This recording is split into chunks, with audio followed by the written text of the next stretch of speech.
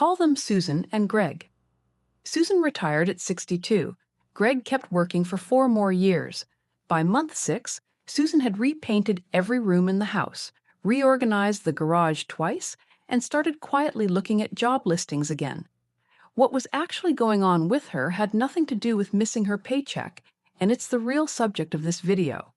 By the end, you'll understand why staggered retirement, one spouse stopping work years before the other, creates a specific kind of friction that almost nobody plans for in advance. Almost all retirement planning treats retirement as something that happens to a couple simultaneously. The reality for many households is that it happens to one person at a time, years apart, and the gap between those two timelines creates problems that no financial spreadsheet captures. This is a composite story built around a pattern that shows up constantly in households where spouses are a few years apart in age or built different careers. Susan was 62. Greg was 58.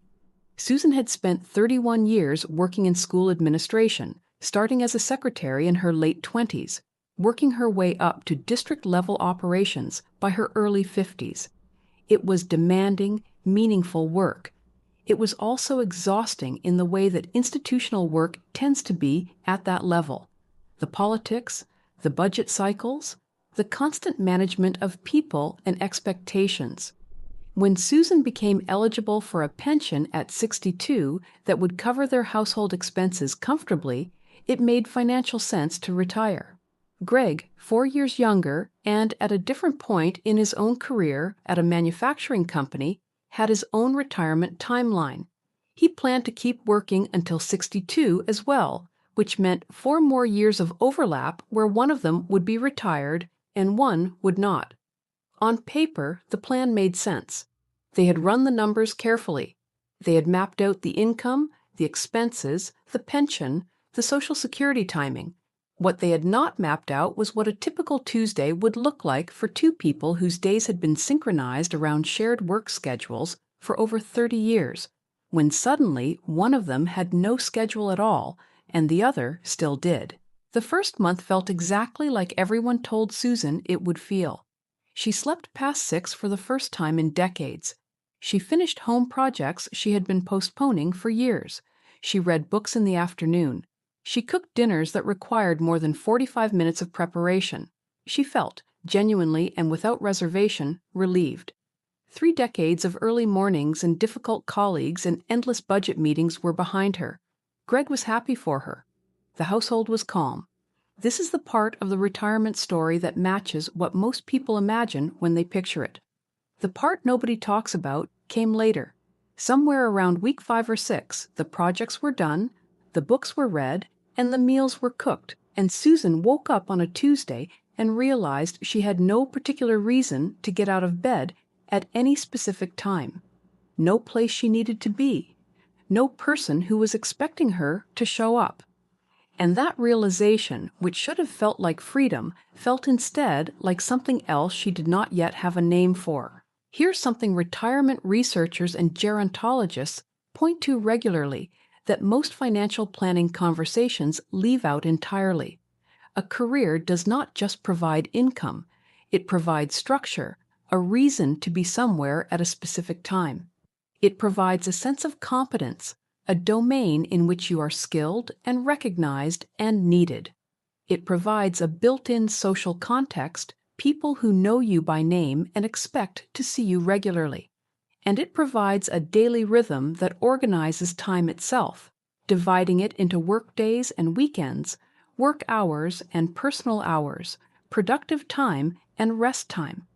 Most people don't realize how much of their sense of self and purpose is being carried by that structure until it disappears.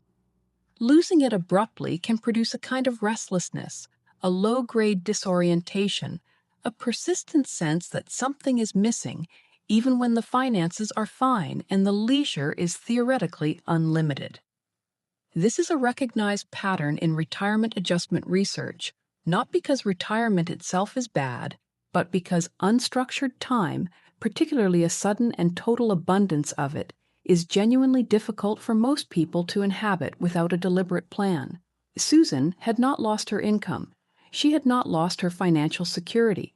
What she had lost was the scaffolding that had organized her entire adult life, and no one, including Susan herself, had thought to plan for that part.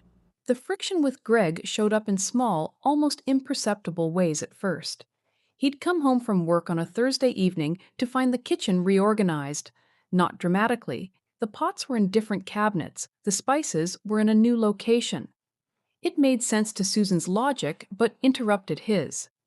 The garage reorganization happened twice, each time in a system that was internally coherent, but left Greg unable to find his own tools without asking where they were.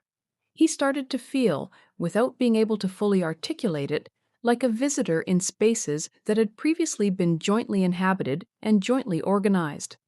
Susan, for her part, began to feel a flicker of something she did not want to name every time Greg picked up his bag and left for work in the morning. She did not want his job. She was genuinely glad to be done with hers. But he had somewhere to be. He had a role that was clear and externally defined and expected of him. And she, increasingly, did not. Staggered retirement is a common enough situation that it deserves far more attention in retirement planning conversations than it typically receives. Most couples have some age gap or career timeline difference that means retiring at the same moment is unlikely. And when retirement is staggered, even by just 2 or 3 years, it tends to produce a specific and recognizable asymmetry that runs in both directions simultaneously. The retired spouse can begin to feel that their time is implicitly treated as infinitely available, expected to absorb an expanding set of household errands, appointments, and planning responsibilities simply because they are free, in a way the working spouse is not. That absorption can feel less like a welcome contribution and more like a quiet diminishment of a person who had a professional identity until recently. The still working spouse, meanwhile, often carries a low-grade guilt about continuing to leave for work every morning while their partner is home. That guilt can curdle into a defensive irritation when the retired spouse seems restless or unhappy, as if the unhappiness reflects badly on the choice to keep working. And underneath all of it, the working spouse may carry a quiet, mostly unspoken resentment about weekends that used to be genuinely restorative, suddenly feeling like they're expected to compensate for a week of imbalance. Neither set of feelings is unreasonable. Both sets are real. Almost nobody names either one out loud because doing so feels like starting a fight neither person particularly wants to have. Here's what it took Susan several months to recognize about the job listings she kept quietly pulling up on her phone in the evenings. She didn't actually want her old job back. She had been ready to leave it, and that was still true. She had no nostalgia for the specific work or the specific institution or the people she had been managing for the last decade of her career. What she was actually craving, underneath the act of looking at job listings, was not a job. It was what a job delivers without announcing itself, a reason to set an alarm, people who would notice if she didn't show up, a domain in which she was specifically skilled and specifically needed, a clear role that organized her time and gave shape to her days. The job had been a delivery mechanism for those things, not the things themselves. But she had been receiving those things through that mechanism for 31 years, without ever having to think about how to generate them independently. And now, for the first time in her adult life, she needed to build them deliberately, from scratch, without the automatic scaffolding a career provides. The job listings were the only familiar template she had for what that kind of purposeful structure looked like. She kept going back to them, not because she wanted a job, but because she didn't yet know what else to look at.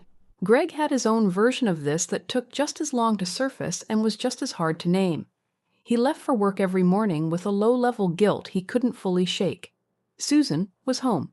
He was leaving. That asymmetry felt like something he should account for, though he was not entirely sure how. That guilt sometimes turned, without him fully tracking the transformation, into a defensive irritation when Susan seemed restless or dissatisfied.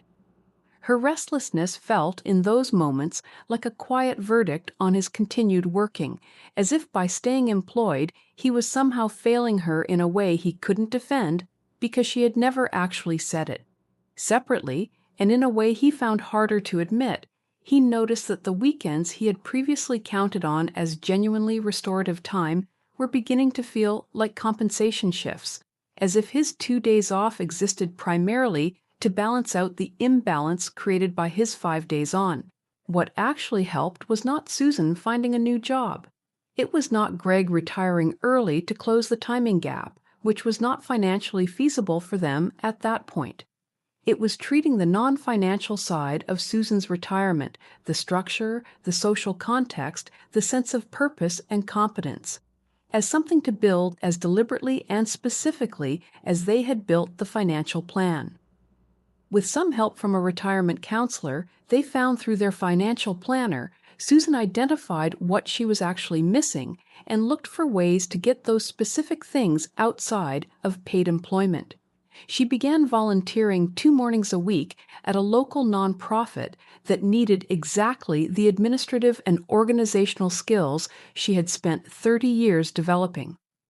She joined a walking group that met at 7:30 every weekday morning, giving her a reason to be somewhere at a specific time with people who expected her to show up. Neither of these things replaced her income, because her income was already covered. They replaced the rhythm, the role, and the daily sense of being needed and competent at something that her career had been quietly providing for 3 decades. That's why the job search disappeared. Susan never went back to school administration. She didn't need to. Once she understood that what she had been missing was not a job, but the structural and social function a job had been performing without her ever noticing. Once she rebuilt those things deliberately, through channels she chose, rather than through an employer, the pull toward the job listings stopped. The listings had never been about wanting a job. They had been about reaching instinctively for the only familiar template she knew for what purposeful daily structure looked like. Once she had built a different template, one that fit her actual life rather than her former one, the instinct to keep reaching back toward paid work quietly resolved itself. If you and your spouse are heading into a staggered retirement, even a gap of just 2 or 3 years, the financial plan is necessary but not sufficient. Plan the non-financial structure as deliberately as you plan the income. Identify what the career has been providing beyond a paycheck, specifically and concretely, and make a plan for where those things will come from once the paycheck is gone. The money side of staggered retirement is usually the easier half of the transition. This is for educational and entertainment purposes, not personalized financial, relationship, or mental health advice. Every household situation differs, and if feelings of restlessness or low mood persist after retirement, talking to a doctor or therapist can help. There's a video on this channel that walks through exactly how to audit what your career provides beyond income, so you can build for it deliberately before retirement starts.